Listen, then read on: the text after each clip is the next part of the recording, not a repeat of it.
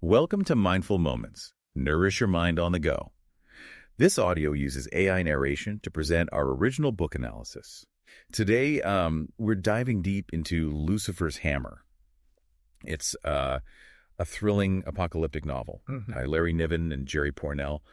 This book revolves around a comet. It's aptly named Hamner Brown, and it's hurtling towards Earth. So we're going to unpack how Niven and Pournelle, take us on this roller coaster ride, exploring everything from, the initial discovery to the chilling realization of its impact and the raw human responses that follow. Well, what's fascinating is how this story unfolds through the eyes of everyday people. We're not dealing with superheroes or elite scientists or anything like that. We're right there with an amateur astronomer, Dem Hamner, and he stumbles upon this, world-altering discovery. Right. You almost feel this, nervous excitement as Tim races to share the news, completely unaware of the impending chaos.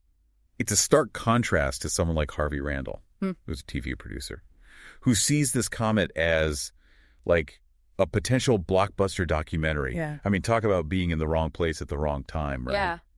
And that's where Niven and Pournelle really excel, I think. They capture this whole spectrum of human reaction, the initial disbelief, and then that slow creep of fear, and then the desperate scramble for survival as the comet gets closer and closer. There's also this intriguing side story with Leonila Malik, who's a Soviet cosmonaut, prepping for a space mission. It makes you wonder how, different cultures and political systems might grapple with such a global threat. Absolutely. I mean, everyone on Earth is staring up at the same impending doom. Yeah. But, their reactions are definitely shaped by their own worldviews. It adds this layer of geopolitical tension to everything, even as humanity faces, a common enemy. And then comes this, gut-wrenching moment when they describe a black giant, which is this rogue planet that throws the comet off course, setting it on a direct collision path with Earth. It's a brilliant twist that ramps up the tension and reminds us that in the grand scheme of things, we're just along for the ride. Right. This cosmic curveball really underscores the fragility of our existence. We can build civilizations and make all these plans, but ultimately, we're at the mercy of forces far beyond our control. And those forces make themselves known in the most, devastating way imaginable. The comet's impact is pure chaos. Tsunamis swallowing entire cities, earthquakes ripping apart the landscape, and volcanic eruptions spewing ash that blots out the sun. Niven and Pournelle really don't hold back on the graphic descriptions. It's terrifying, but it's also impossible to look away from. It forces you to confront the raw power of nature and the vulnerability of everything we hold dear. It's like a wake-up call, a reminder of how quickly our world can change. And in the midst of all this devastation, our characters are scattered, fighting for survival. Tim, now burdened with the title of Comet Man, has to grapple with his newfound fame while trying to stay alive. And then Harvey, ever the pragmatist, puts his survival skills to the test. Yeah, their journeys become a microcosm of the larger human struggle. It's a stark examination of resilience, of the choices people make when they're, pushed to their absolute limits. And speaking of limits, we also see the darker side of human nature emerge.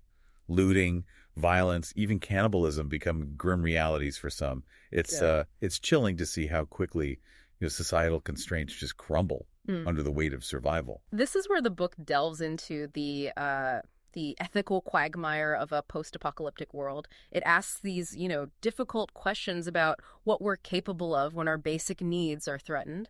Are these acts of desperation, or do they reveal something inherently monstrous within us? It's striking how Lucifer's Hammer goes beyond just the immediate, aftermath. It digs into the long-term stuff, the rebuilding the reimagining of society from scratch. Yeah, like hitting the reset button, right? Yeah. On humanity, the old rules are gone and everyone's scrambling, trying to create new ways to survive. Some try to cling to what was, like Senator Jellison. He uses his pre-impact authority to establish order. He's almost a tragic figure, trying to force order on a world that's totally different. Then you have, Sergeant Hooker and Armitage, the self-proclaimed prophet, exploiting the chaos for themselves. Makes you wonder, right? Does power corrupt? Or were they always like that, just waiting for the chance? Yeah, it's fascinating looking at leadership in a crisis. Who rises to the occasion? Who breaks? And what does it say about us? You see this with Tim Hamner, too, the amateur astronomer. He wasn't exactly leadership material, was he? But he's thrust into that role at the power plant, the San Joaquin nuclear power plant, surrounded by people who need him. His transformation is compelling. He goes from, stargazing to life or death decisions, Right. learning to lead. And amidst all that, the rebuilding, the power struggles, there are those who reject structure completely, like that biker gang led by Mark Chescu. Oh, yeah, they're scavengers, operating outside any system, old or new. Such a contrast to those communities forming. Makes you think, what does it mean to be civilized? Right, and we see these contracts on an individual level, too. Everyday people in this new world. Eileen, for instance. She becomes so resourceful, challenging traditional roles, when survival means practicality. And Maureen, Jellison's daughter, trying to reconcile her upbringing with this harsh reality. Their stories add another layer, right, to the book. It's not just surviving, it's how the apocalypse changes our view of ourselves. Exactly, what we're capable of. I remember that scene. Survivors diving for supplies. Yeah. In the flooded San Joaquin Valley. Oh, wow. What was farmland is now underwater. A graveyard. Haunting, but also hopeful. What's lost, but also human ingenuity, adapting. And then, when you think it can't get worse, Niven and Pournelle hit us with, well, nuclear war. Up of everything else. Radiation, the threat of total annihilation. It raises so many moral questions. Was it deliberate? Desperation? A terrible accident in a world already falling apart? What motivates people in extreme situations, and as we head into the final part, the stakes couldn't be higher. These fragile civilizations, threatened by conflict, internal and external. The struggle for power, for resources, for the future. And yet, even in the chaos and darkness, there are these glimmers of hope, connection, resilience. It's amazing, our ability to adapt, to rebuild, to hold on to our humanity. And that's what we'll pick up in the final part of our deep dive into Lucifer's hammer.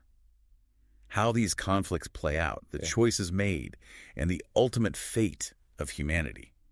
As we get to the end of Lucifer's hammer, things get really intense. You've got these survivors, and they're battling the elements. They're battling dwindling resources, but they're also battling each other. It's brutal, you know.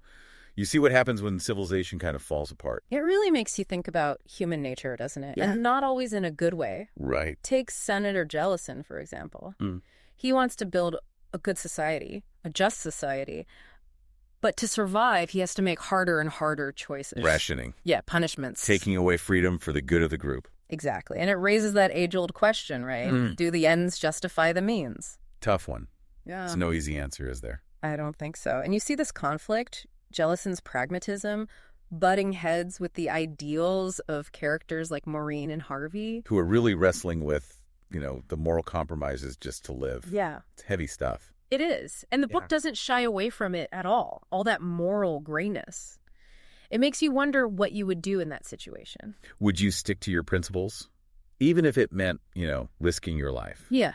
Or the lives of people you care about. Right. And then, of course, there's that huge showdown at the power plant. Oh, yeah. The San Joaquin nuclear power plant. The San Joaquin. It's more than just a fight. Oh, absolutely. It's Tim Hamner's group against the New Brotherhood, but it's also this clash of ideologies. A battle for, like, the soul of humanity. Exactly. You've got Tim, this reluctant leader, but he represents hope. This hope that technology and knowledge can rebuild everything. And then there's Armitage on the other side, driven by fanaticism, using fear to get what he wants, his own vision of the future, which is pretty twisted. It's a good reminder. Even when facing a global catastrophe, the real fight is often inside us, right? Absolutely. Our own capacity for good and evil. I think Niven and Pournelle do a great job with that. They do. Yeah. So how does it all end? Without giving too much away, of course. Well, it ends with hope, but also uncertainty. It makes it clear that the journey isn't over. You know, the comet might be gone, but the world has changed forever, and the survivors have to figure out how to live in this new reality while carrying all the baggage of what they've gone through. It's a testament to resilience, isn't it? Human resilience. But also, you know, a warning. A big one. Lucifer's hammer is more than just a fun apocalyptic story. It's a reflection of ourselves. You know, what we're capable of, both the destruction and the creation. It makes you think about your own choices and the kind of world we'd want to rebuild if, God forbid, something like this ever happened. I couldn't agree more. It's a powerful book, thought-provoking. It'll stay with you. If you want a book that will challenge you, make you think about the big questions, you know, humanity, survival, the future. Definitely check out Lucifer's Hammer. And if you want to dive even deeper, we've got a link to buy the book in the show notes. Don't forget to subscribe to the channel for more deep dives into the books that shape our world. Thanks for listening.